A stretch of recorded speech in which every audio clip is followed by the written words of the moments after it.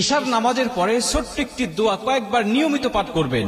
আল্লাহ আসমান থেকে গায়েবী রিজিক আপনাকে দান করবেন।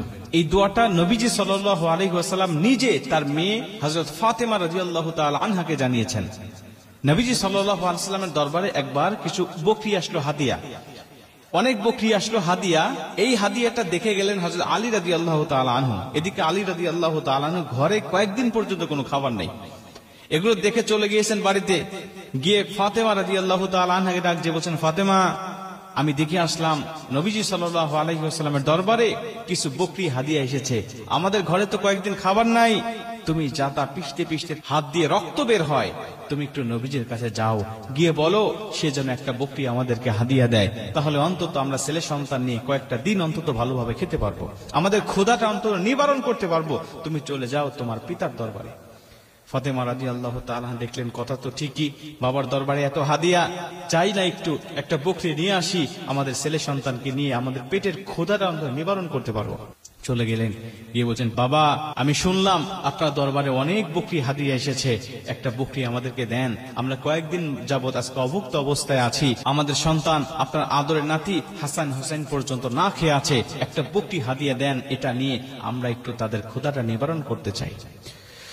মুসলমান ভাইরা আমার, নবীজি সাল্লাল্লাহু আলাইহি ওয়াসাল্লাম ডাক দিয়া বলেন, ফাতেমা, তোমাকে আমি এমন একটি দোয়া শিক্ষা দিতে চাই, এমন একটা আমল বলে দিতে চাই, যে আমলটা যদি তুমি নিয়মিত করতে পারো ফাতেমা, আমি নবীজি বললাম আসমান থেকে আমার আল্লাহ তোমাকে এত রিজিক দান করবে, এত গায়েবী সম্পদ দান করবে, তুমি খেয়ে শেষ করতে পারবে না। গায়েবী রিজিক আল্লাহ তোমাকে দান করবে। ফাতেমা, তুমি বলো তুমি কি নিতে চাও, বলো, বকরি নিয়ে যাবে নাকি এই দোয়াটা তুমি শিক্ষা নিবে, এই অমূল্য দোয়াটা তুমি শিক্ষা নিবে নাকি বকরি হাদিয়া নিবে, বলো।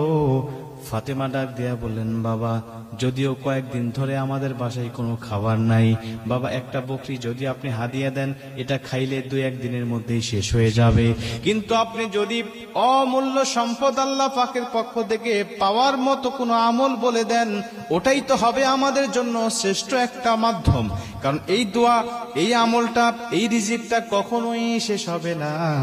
এই আমলটা করে করে আল্লাহর দরবার থেকে আমি রিজিক নিব, আর আল্লাহ পাক আমার সংসারটাকে সুখময় শান্তিময় করে দিবে। নবীজিকে যখন ফাতেমা রাদিয়াল্লাহু তাআলা আনহা এই কথাটা বললেন, নবীজি সন্তুষ্ট হয়ে গেলেন। ফাতেমা রাদিয়াল্লাহু তাআলা আনহাকে নবীজি ডাক দেয়া বলেন, ফাতেমা, তুমি আসলেই বুদ্ধিমত্তার পরিচয় দিয়েছো, তুমি চলে যাও আলী রাদিয়াল্লাহু তাআলা আনহুকে নিয়ে তুমি নিয়মিত আমলটা করতে থাকো, আমি নবীজি কথা দিলাম তোমাকে আমার আল্লাহ অগণিত রিজিক দান করে দিবে, অগণিত রিজিক আল্লাহ তোমাকে দান করবে। আমলটা কি?